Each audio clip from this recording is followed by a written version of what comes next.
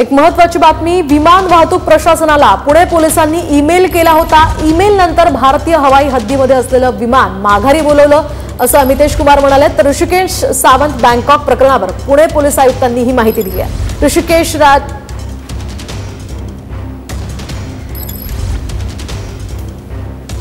पुन्हा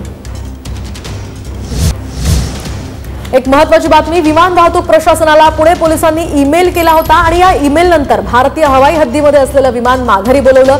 ऋषिराज सावंत बँकॉक प्रकरणावर पुणे पोलीस आयुक्तांनी ही माहिती दिली आहे। तर ऋषिराज सावंतांबाबत फोन आल्यानंतर अपहरणाची तक्रार दाखल केल्याचंही ते म्हणाले। सध्या या प्रकरणाचा तपास सुरू आहे, आणखी माहिती सुद्धा समोर येईल अशी प्रतिक्रिया अमितेश कुमार यांनी दिली आहे। तानाजी सावंत यांचा मुलगा बँकॉककडे निघाला होता एक खासगी विमानाने, मात्र त्यानंतर आपण पुन्हा त्याला पुण्याकडे बोलवलं, ती सगळी यंत्रणा आपण राबवली। नेमकं त्या दिवशी काय घडलं होतं?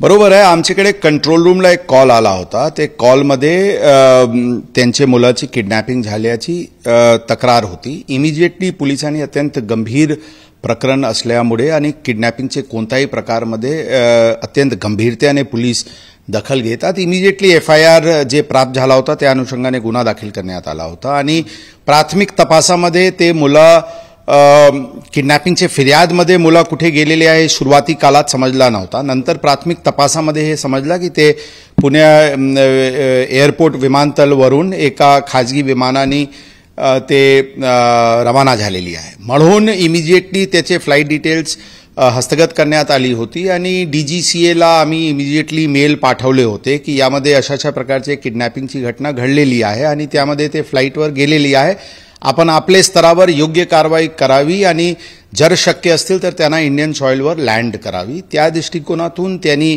आमचे जे मेल गेला होता त्या अनुषंगाने त्यांनी कारवाई करून ते विमानाला परत बोलवले होते आणि ते पुण्याला लँड झाला होता। ज्यावेळी आम्ही त्यांना मेल कळवले होते त्यावेळी ते फ्लाईट इंडियन एअरस्पेसमध्येच होता आणि तिथून कॉन्टॅक्ट करून त्या प्लेनला परत बोलवण्यात आला। नंतरचे तपासामध्ये काही अशा काही किडनॅपिंग झाला नव्हता, काही वेगळा प्रकार होता हे नक्कीच दिसून आला, परंतु सुरुवातीचे काळात अत्यंत संवेदनशील गंभीर प्रकरण असल्यामुळे पोलिसांनी तात्काळ त्यामध्ये इंटरव्हीन करून हे प्रकरणला इमिजिएटली त्याच दिवशी त्याचे ऑलमोस्ट एक निराकरण करण्यात आली होती। सध्या गुन्हा दाखल आहे, तपास सुरू आहे, आणखी काय काय अँगल आहे त्या दृष्टिकोनातून तपास सुरू आहे। तपास प्राथमिक स्टेजवर आहे, जसे पुढे डेव्हलपमेंट होईल त्या अनुषंगाने पुढील निर्णय तपासाबद्दल घेण्यात येईल। ज्यावेळी परत आले त्यानंतर ऋषिकेश सावंत आणि त्याच्या इतर 2 मित्रांचा सुद्धा जबाब नोंदवण्यात आलेला आहे। त्या जबाबात नेमकं त्यांच्याकडून काय सांगण्यात आलं, नेमकं कुठल्या कारणासाठी ते तिकडे गेले होते, काय तपासात नेमकं पुढे ते आता स्टेटमेंट्स रेकॉर्ड करण्यात आलेली आहे, ही खरी गोष्टी आहे, परंतु तपास सध्या प्राथमिक स्टेजवर आहे। या आत्ताची स्टेजवर त्याच्याबद्दल टिप्पणी करणे शक्य नाही आहे। आम्ही सर्व अँगल्सनी त्या सदर प्रकरणात तपास करत आहे। बिझनेस मीटिंग असल्याचं सुद्धा बोललं नाही, अशा काही बिझनेस मीटिंग वगैरेची गोष्टी आमच्या समोर आलेली नाही आहे, परंतु याबद्दल विस्तृतरित्याने काही दिवसात कळवण्यात येईल आपल्याला। ज्या पद्धतीने त्या तानाजी सावंतांनी या संदर्भात अपहरणाचा तक्रार दिली होती, चर्चा ही पण एक खोटी तक्रार देण्यात आली होती, त्या संदर्भात काय काही गोष्टी नाही आहे। ज्यावेळी ते स्वतः आमच्याशी सुरुवाती काळातच बोलले होते, सुरुवाती कंट्रोलला कॉल आला होता आणि आम्हाला पण बोलले होते, ते अत्यंत घाबरले होते आणि आपल्याला एका वडीलचे दृष्टिकोनातून त्यांना बघावा लागेल। त्यांना त्यावेळी अशी प्रकारची घटना घडली आहे अशा त्यांचे समज झाला होता आणि त्यांना घाबरणे हे अत्यंत स्वाभाविक आहे। सर, आता ती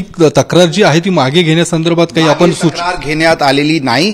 आता तपासमध्ये आता आपल्याला लक्षात ठेवावं लागेल, ते व्यक्ती आलेले आहेत, त्यांच्यासोबत 2 आणखी व्यक्ती होते। आम्ही सर्व घटनाक्रम तपास करत आहे, तपासानंतर योग्य निर्णय त्यावर घेण्यात येईल। कॅमेरामन विशाल सह योगेश बोरसे, TV9 मराठी, पुणे।